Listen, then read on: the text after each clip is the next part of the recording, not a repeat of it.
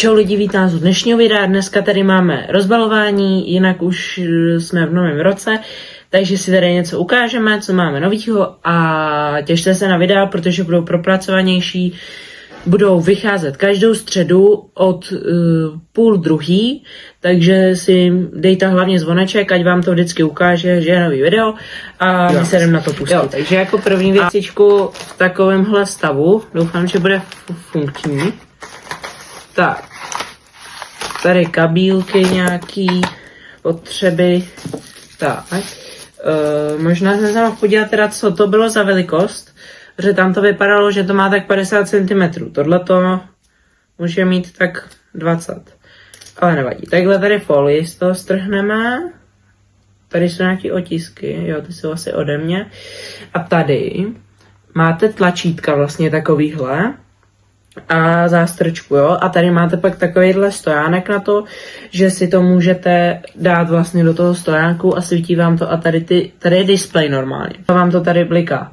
A vlastně jak mluvím, tak, nebo podle hudby třeba, když máte, pak máme takovouhle věcičku, tady to, pouzdro na AirPody, takže se těším, jak budou vypadat. Je to jakoby takový kožený, asi jo, no, je to takový jako nakoženělý, nebo kožený. Doufám, že to bude fungovat na tu bezdrátovou nabíječku i s tím obalem, jo.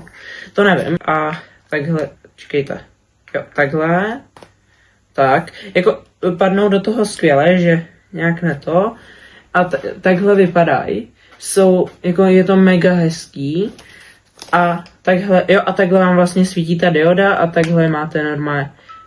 Takže úplně superový, krásný obal a nevím, jestli teda bude fungovat na tu bezdrátovou nabíječku, ale i tak je to hezký. A k tomu je vlastně takovýhle i jakoby poutko,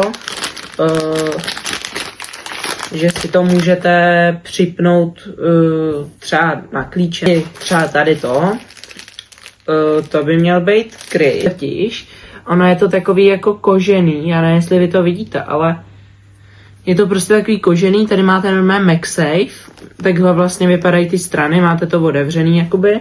A k tomu já jsem si vzal právě i tady to je takový kožený taky a tohle je teda hodně příjemný, jo, že to je takový matný, hezký, takže tohle to určitě budu využívat. A tady toto taky, ale je to taky takový jako matný sklíčka.